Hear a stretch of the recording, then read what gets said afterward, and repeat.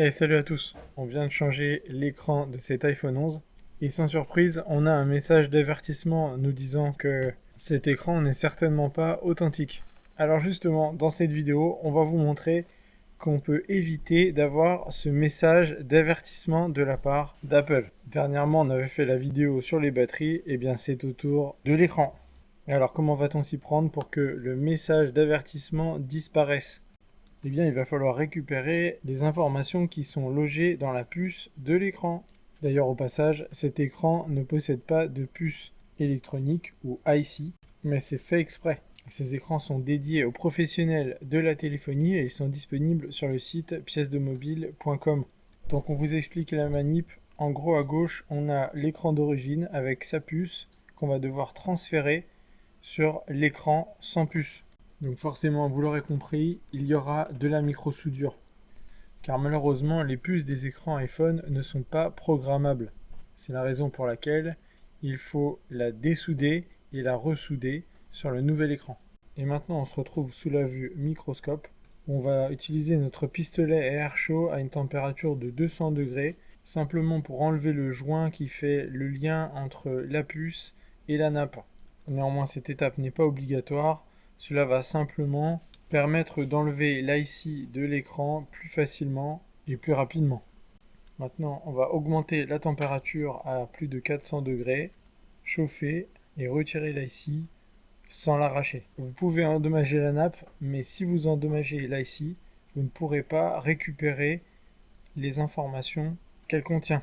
Maintenant, il va nous falloir nettoyer cet IC et on prend notre fer à souder avec, si possible, une pointe carrée pour venir enlever le reste de colle. Un petit coup de nettoyage à la brosse avec l'alcool isopropylique pour voir ce qui reste. Ah, il reste encore quelques résidus de colle. Il y a une autre méthode qui consiste à venir avec son air chaud à 200 degrés et gratter les derniers résidus avec une lame. On va maintenant revenir remettre un peu d'étain sur les pads de cet IC et on met toujours un peu de flux pour que la soudure soit nickel, que ça prenne bien. Et voilà, on vient faire propre et on s'assure bien que tous les pads soient pourvus d'étain. Un dernier petit coup de propre et on va pouvoir ramener le nouvel écran sur lequel on va ressouder cet IC. Forcément, comme le nouvel écran est neuf, on va tout faire pour ne pas l'endommager. C'est la raison pour laquelle on va rajouter un tapis silicone entre la nappe de l'IC et le châssis de l'écran. Un petit scotch pour pas que ça bouge. Et là, on va être fin prêt à souder notre IC. La nappe a déjà été rebillée, ce qui nous a évité de devoir rebiller l'IC. Encore une étape en moins. Une fois que l'IC est bien positionné, on revient avec notre air chaud, peut-être à 360 degrés, normalement ça devrait faire l'affaire. Et l'IC va se mettre en place toute seule. Alors vous pouvez vérifier que l'IC est bien soudé, les billes sont en place et normalement ça devrait être opérationnel. On revient donc à la vue normale avec notre écran qui est un écran maintenant avec IC.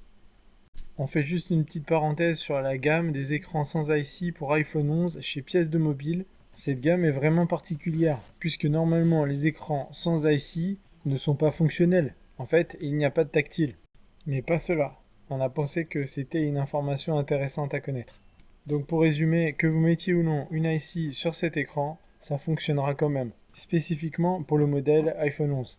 Même s'il n'y a pas de message qui apparaît tout de suite à l'écran, allons dans les réglages et vérifions bien qu'aucun message d'avertissement apparaît. Et comme vous le voyez, ça a fonctionné à merveille. C'est normal, parce que la puce que nous avons transplantée a été programmée directement pour ce téléphone. C'est donc la méthode imparable pour ne plus avoir de message d'avertissement quand on remplace un écran. Et pour ce qui est du True Tone, il faudra faire la même manipulation que d'habitude. On en avait déjà parlé dans une précédente vidéo. On espère que cette vidéo vous a plu. Si vous avez des questions, n'hésitez pas à nous laisser dans les commentaires. Sinon, on se retrouve bientôt sur la chaîne de Pièces de Mobile.